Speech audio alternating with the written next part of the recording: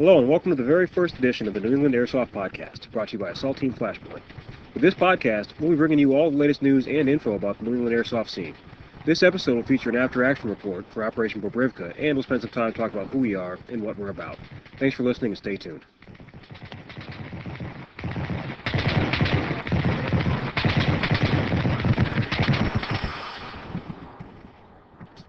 Hey guys, this is John, team leader for Assault Team Flashpoint. I'm here with my Alpha Fire Team leader, Anthony Fusco. How you doing tonight, Anthony? Good, man. How about yourself? Not too bad. A little tired, but I'm all right. Been a long day. When everything kill you makes you stronger. That's it. That's what it's all about. So this is our first episode of the New England Airsoft Podcast. What we want to do is just kind of give you an idea of who we are as a team, why we started the podcast, and then go into a few other topics, ending with a after-action report on Operation Bobriwka in Colebrook, Connecticut. The reason we're doing this podcast, as some of you may know, I was a co-host for This Week in Airsoft for a few months. And just due to scheduling issues, I had to leave the show. And Anthony and I discussed the possibility of starting the podcast to just kind of keep it more localized and be able to work it out on our schedule. Is that right, Anthony? Absolutely. I mean, both their wives, families, it's a lot easier sometimes to schedule when it's just two people local who, rap on the phone on a regular basis and, getting to see each other face to face. So, absolutely. And we will have the occasional big name guest on, like Bubba Moore and maybe Dark Horse from One Grunt's Opinion. But for the most part, we're going to keep it with local news and local events. Assault Team Flashpoint. It's a team that Anthony and I started a little over a year ago, made up primarily of members of local area teams who just wanted something a little more structured, a little different.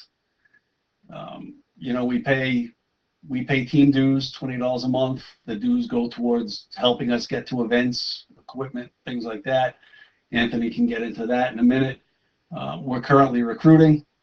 You can see what we're looking for if you go to our webpage. It's www.assaultteamflashpoint.com. We also have a Facebook page, Assault Team Flashpoint. Just look it up. It's pretty easy and direct. Check us out, see what we're about.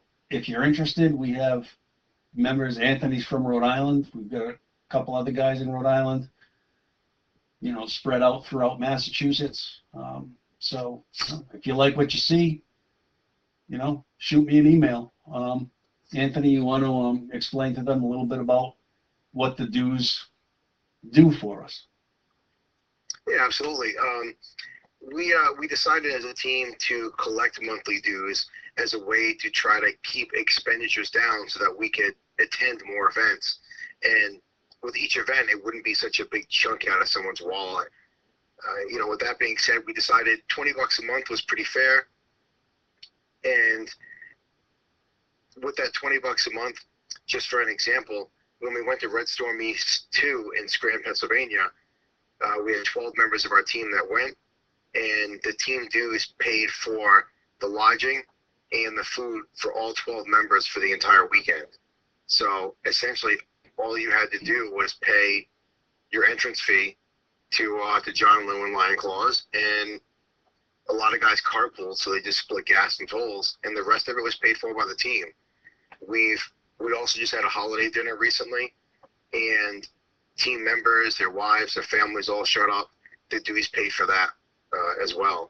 So whenever we try to, have an event, we look and see how much is in the account. We, try to plan ahead and utilize that money as the best way possible for the collective of the team. And including, we just purchased a Classic Army saw, and as a team support weapon, and that all came out of the team dues. And in addition to what you mentioned, the dues also paid for our hotel and one meal when we went to Scheherazade, and we purchased BBs, patches, various other things with the team dues.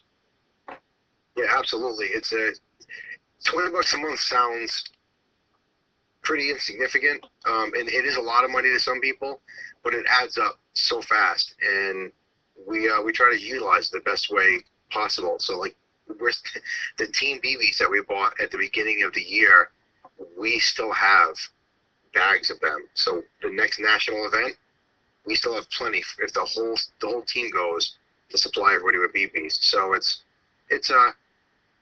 something really small. I haven't seen a lot of other teams collect dues, but I think that collecting the dues and then keeping the whole team abreast as part of what are we doing with the dues.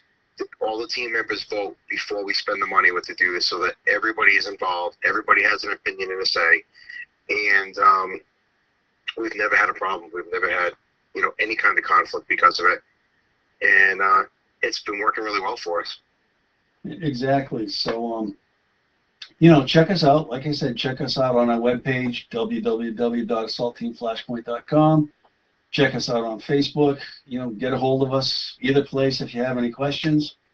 And basically that's who we are, what we do, and what we're about. Next topic that I want to discuss is Building 52 in Chicopee, Massachusetts. Bob, the owner, is a friend of ours. We've talked with him several times. He's working hard to get that place open. I know he's pushed the opening date back a couple times due to, city issues and just basic construction. Unfortunately, Anthony, you weren't able to make the training Sunday, but we were out there. He allowed us in to do some CQB training as a team on Sunday. And I can tell you without a doubt that the building he has, the room that he has set up in the building, it's designed as a town. There's a garage. He's going to have a vehicle parked in the garage. There's a bank, a store, townhouse, hotel, jail cell. I mean, this guy's put a ton of detail into the business, and it gave us CQB fits trying to clear that entire area. It was it was extremely challenging, and I really wish you could have been there, Anthony, because you would have had a blast. Yeah, I'm sorry that I missed it. The whole work thing gets in the way every now and then. But from talking to a couple of the team members that went and looking at pictures online, the place looks amazing. I mean, I live in Rhode Island. It's about an hour and 40 minutes from my house, but as soon as they open, I'm going to drive out there and check it out. We don't have enough CQB places in the area. I have one a few minutes from my house, which is a great place to play. It's a small field. I've played there a bunch of times. It'd be really nice to add another field to the region and really keep the sport of airsoft alive. And that's what it's all about, keeping things going, getting new places to open, places that are already there, getting them to stay open. Right now he's got the one room done. He's got 2 more large areas to build. And when this place is done, it's going to be a great place. The one that he has set up now is like a town, like literally a town. Alleys, streets. I mean, really great job on it. Then he's going to have another section of the building that is all done more like an open field environment, with trees and things like that. And then another section he's going to have like a boat dock with actual boats in there, like a marina, more of a setup. So, I mean, this guy's really putting a lot of thought into it, a lot of effort into it. And it's going to be a club. It's not necessarily a business. It's an airsoft club. So you'll pay a monthly or annual fee, and then you'll get so many game nights, in that membership, and then your premium nights, you'll pay a fee to play. But, it's definitely going to be worth checking out. That's also on Facebook. It's Building 52, and just check that out. He's got some good ideas. He's got a good concept going, and we just got to make sure that he kicks it off well. And also with like we said, places, businesses opening and things. Citadel 3.0, we've been hearing a lot of rumors about that, and hopefully, we get some solid facts on it. We know Shaggy. We've had a relationship with him in the past. We wish him all the luck in the world. And I really hope that he can open this place and really give the airsofters in the area another quality place to play. Absolutely. I talked to Plague from the Horsemen recently, and he said that they're really close, and that when the place opens up, it's going to be about a half an hour outside of Providence, leaning more towards like the northern region, and it's going to be set up with multiple venues in one building.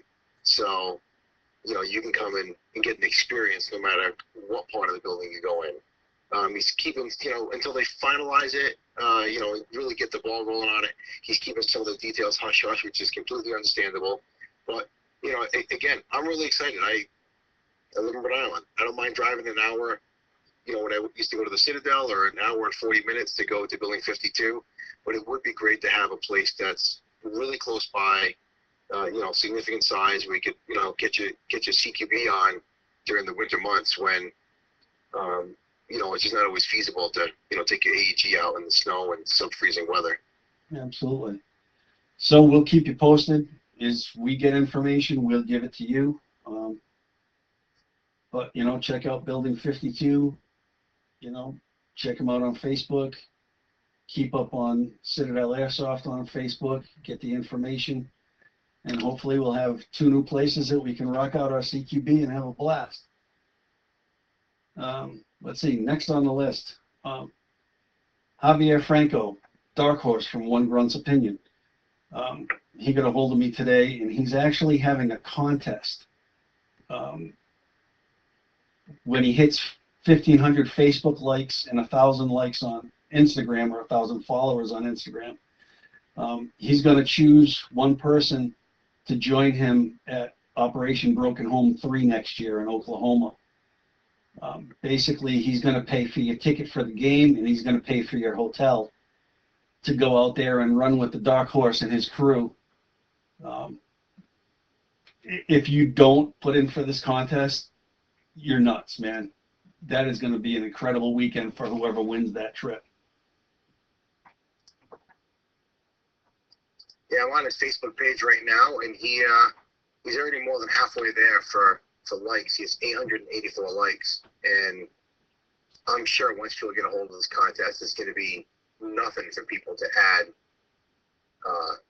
Just click that button, get involved in the contest, and what an opportunity.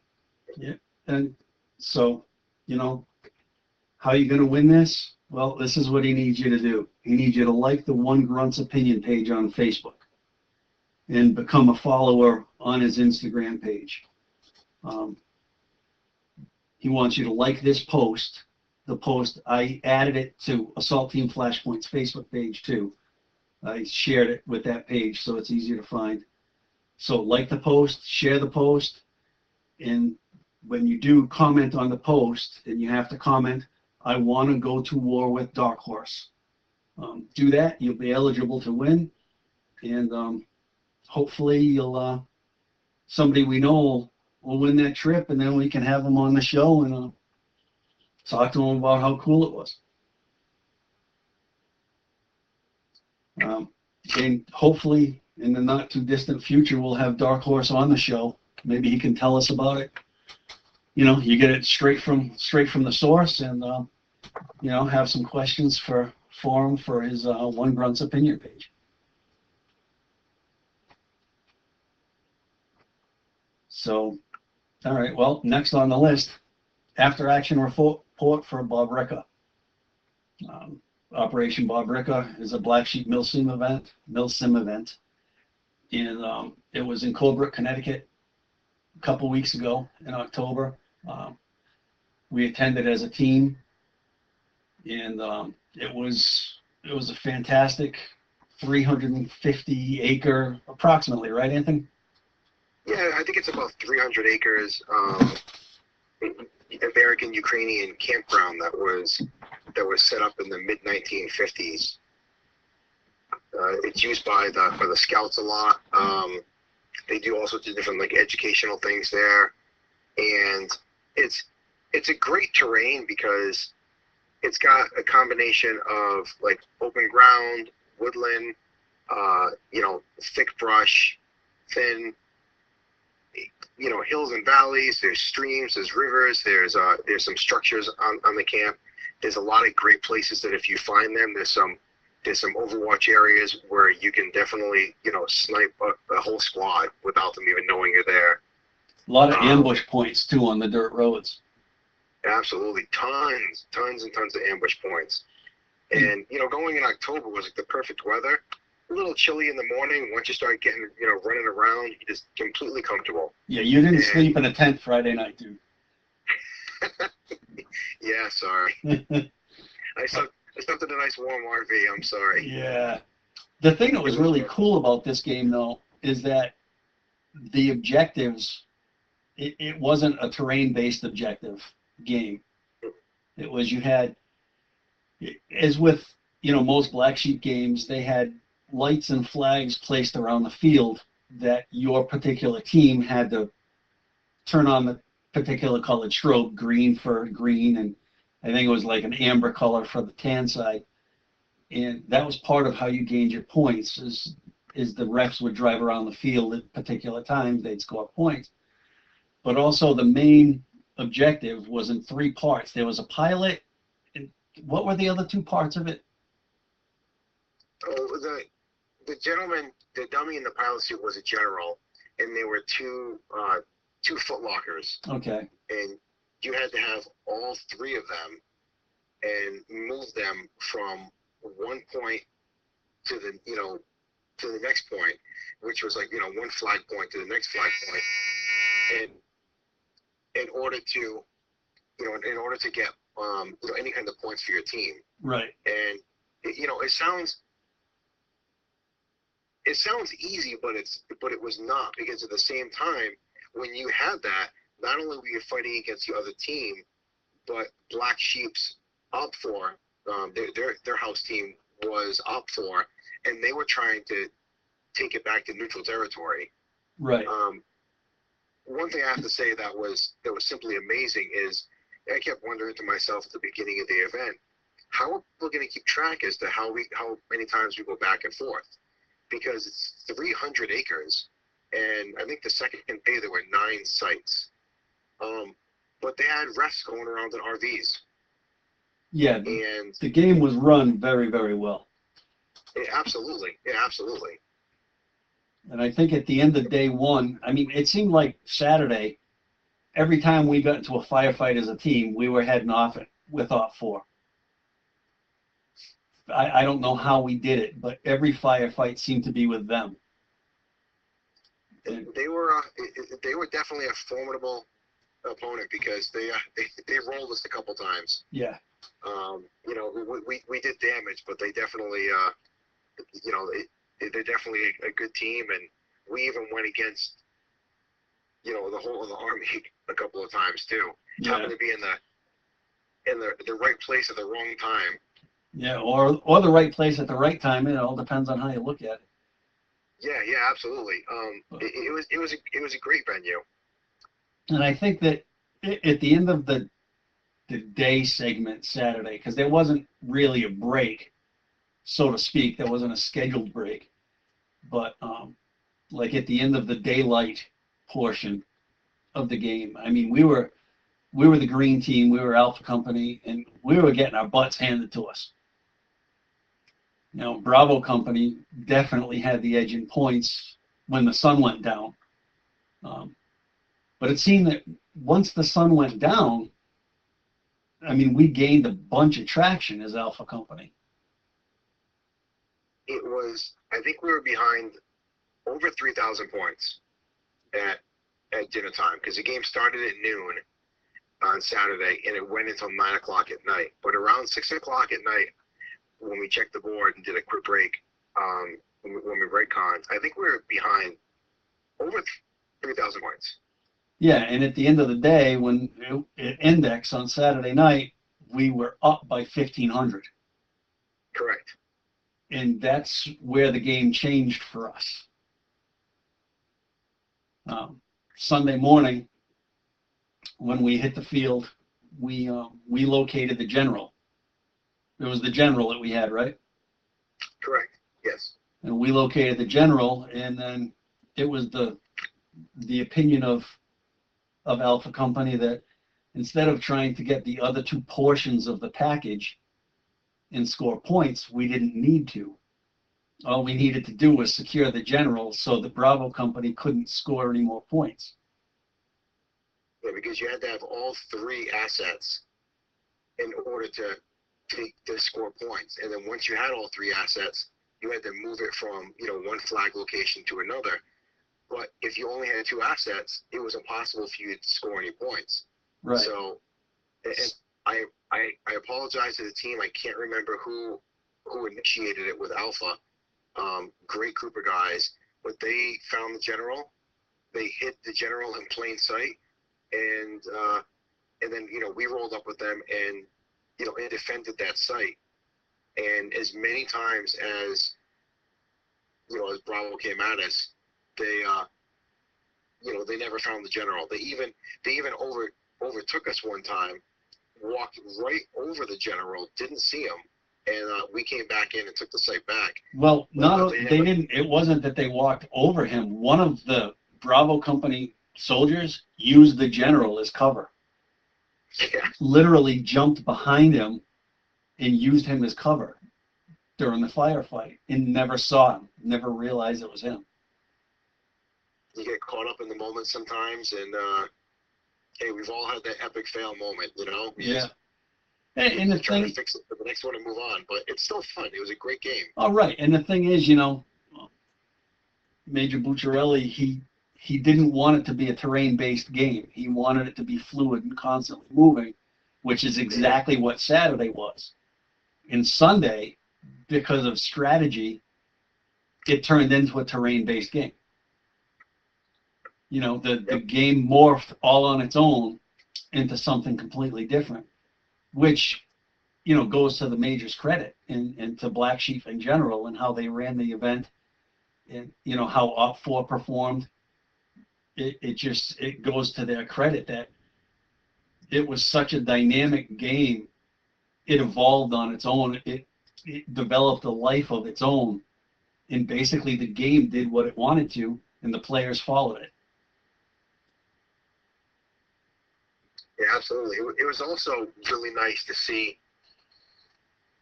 I feel like on Saturday we had a lot of great teams out there, and everybody was trying to get the assets and move the assets around the field.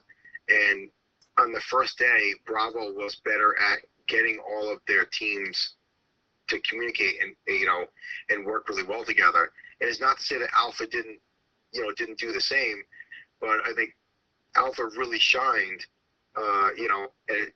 and Saturday night, and then on Sunday we were just a tight cohesive unit, and good communication, worked really well together, but at the same time, you guys on Bravo that come over, they sneak up on you, they take you out, people are high-fiving each other, people are shaking hands, they're giving each other fist bumps, and I mean there was such good sportsmanship in the game. It's nice to see that. I hope it keeps up. I hope that it sets the tone for for new and younger players that are coming into the game to follow suit, because Right. that's what really makes the game is people working together and and playing fairly. We've all been hit before and didn't realize it. I'm sure there's not many people out there who can say, "Oh, I've called every single one of my hits ever." Right, but complaining and there was no confrontation between players. There was none of that. It was everybody got along. Everybody, conducted themselves as professionals. To Absolutely, put it that way. absolutely. But if you go back to the gameplay, if you think about it, on Saturday, Bravo Company worked as a solid unit. Like everybody worked together to meet the objective and accomplish the mission. And then when you get into Saturday night, when it's dark small squad tactics are more effective at night because of the noise factor. You know, 5, 6 guys can move through the woods a lot quieter and a lot quicker at night than 30 guys. So I think that's where the tide started to change. You know, under the cover of darkness, smaller units work better. We experienced that ourselves when we went to the, was it the chapel? And Lionel and I basically walked through the tan team and went and changed the light and the flag. Well, when you did that, we provided cover for you, and you know, the whole rest of the team, I just took everybody and walked them into the edge of the shadows. Right. And tan team walked right past us, and I was like, "Don't fire, nobody, right. nobody fire. Let them just walk right by." Right, and that's what I'm saying. We were 8 guys, and they were, you know, the you know, Bravo company and Op 4 was there as well. Yep. You know, so the cover of darkness is what helped us with the small units. And then Sunday, you know, finding the general itself, then we gelled as a team. Then we set up a perimeter and did what we had to do, and we were able to hold on to the victory. And Sunday wasn't a cakewalk by any means. No, it was hard. There was a lot of plastic flying. I mean, I can remember getting hit once, and you know, moving off to be medic, and I go back to my spot, and I'm not even back in the prone position, and I got hit right in the nose. Like I didn't even get to set myself back up, and I got popped again. I mean, there were some intense firefights there. Absolutely, and I like the fact that we can use smoke on the field too, because you know, it was done tactically, and it just adds to the element of the game, especially when you've been sitting there for half an hour. You know, you're defending a position, you're just standing fast, and like, oh, there's smoke. You know, you're waiting, and then when they came at us like a tsunami. And it was a hard fight, but it was a good fight. And like I said, there was no confrontation whatsoever. You know, the other thing that worked in our favor too, and worked for and against us, was Mother Nature. It's autumn. You have all these dead leaves on the ground. So in the night game, you had to be really careful, and you had to stay on the road so you didn't make too much noise tromping through the leaves. But at the same time, there were dirt roads with lots of big rocks. So, and no moon. I played games in full moons and in like Hunter's Moon, but there was no moon. So it was almost pitch black outside, and you know, easy to hide, but also very difficult to move. And when we had to go to the chapel, there's a section where you literally have to go through a little stream, and there's a bunch of rocks in the stream, so you're making a lot of noise as you're walking through the water, and you're trying not to, you know, give away your position. So it had a lot of good elements to it, and I like playing in the dark, and I like, you know, mixing it up a little bit. So that was a cool opportunity. It absolutely was. And you know, one of the good things about, you know, Operation Bobriwka that, you know, we hadn't talked about earlier was that it's a developmental game for Black Sheep. And what I mean is it's developmental for the player. You know, it's not your typical Black Sheep 20 to 24 hour nonstop, you know, intense combat, hit the wall kind of op. It's, you know, all day Saturday. It's from noon to 9 on Saturday, so you get 9 hours. Basically, your only break is to redcon and grab a quick bite to eat while you're running back into the field. And then, you know, a few hours on Sunday. But for the team that isn't sure they're ready for a national event, or isn't sure they're ready for a Black Sheep event, or the individual player or a couple of buddies that you know, want to try something, this is the game for you. This is the game to show you what a Black Sheep event is all about, without the 20 plus hours straight nonstop insanity. And you know, I mean, Anthony, you and I were both at Pine Plains 6. That was our first national op. And Mhm. that was a crazy way to start, man. Oh man, 21 hours of nonstop. I hit a wall in about 18 hours, and it was like a truck hit me. And you know, Pine Plains Fort Drum is a really cool location. And you know, the mount site, I think there's about 30 different buildings. They're all made out of concrete, all different sizes, different levels. There's tunnels, there's roof access. It's a place that where the military trains their troops in close quarter combat before they get shipped overseas. And one of the cool features that we could use there, because it is a military facility, is we could use pea grenades. And about 18 hours in, I'm with our company CO. He's about like 10 feet off my right flank. And a couple of guys are only like 30 feet away from me. I throw a pea grenade to get it over all this brush. I couldn't even throw it 30 feet. I had nothing left on my arm. Fell short, and then we both got taken out. But you know, when the mate talks about hitting the wall, like he's not kidding. So No, he's definitely not kidding. Bobriwka is, and I apologize, I know I'm mispronouncing it. I think the Ukrainian is like Bobriwka.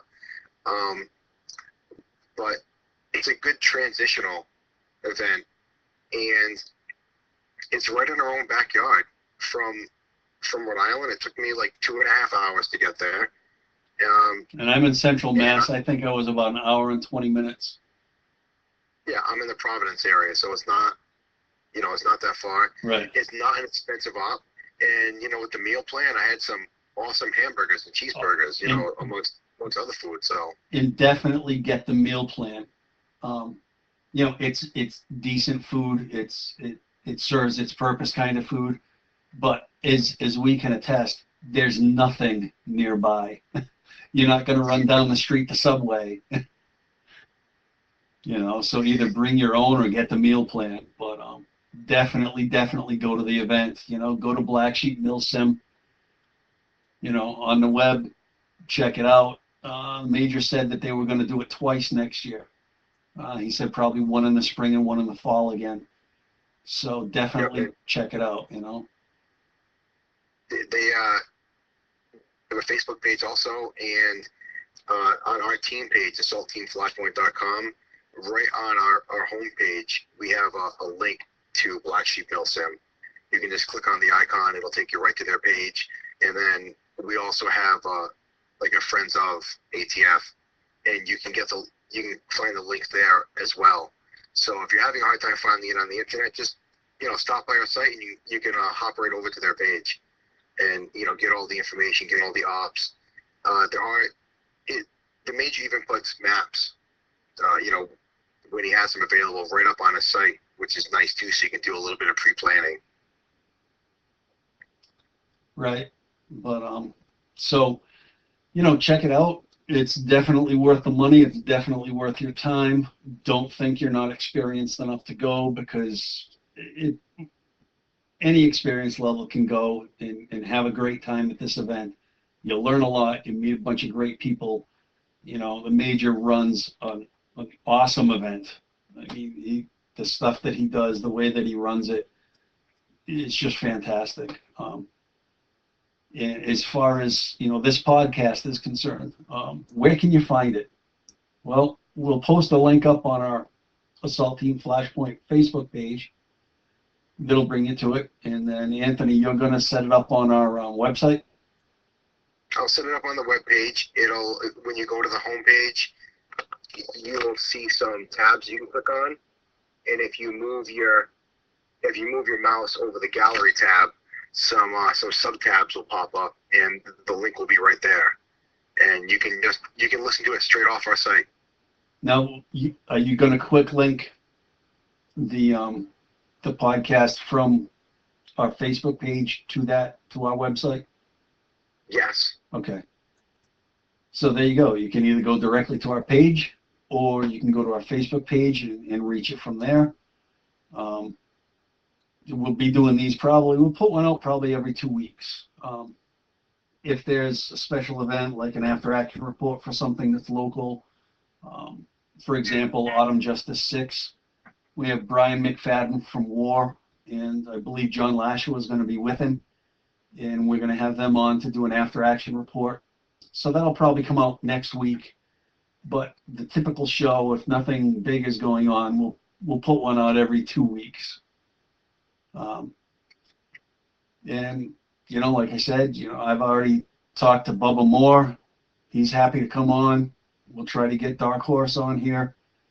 And, you know, get a few big names, but mostly I want to hear from, you know, local teams. If you want to be on the show. Yeah, 265 Tactical. I already talked to him. Carlos. Carlos is ready to come on, so we'll get him. But, you know, anybody else has a local team, they want to come on the show, just get a hold of us through our page or hit us up on Facebook, and we'll set it up, man. I mean, could be a 3-person team, could be a 30-person team. I don't care. You're a local team, you want some exposure, let me know, man. Everybody's welcome. You got anything else, Anthony? Just 2 quick things I wanted to add. Just stepping back a second to the Major and Bobriwka.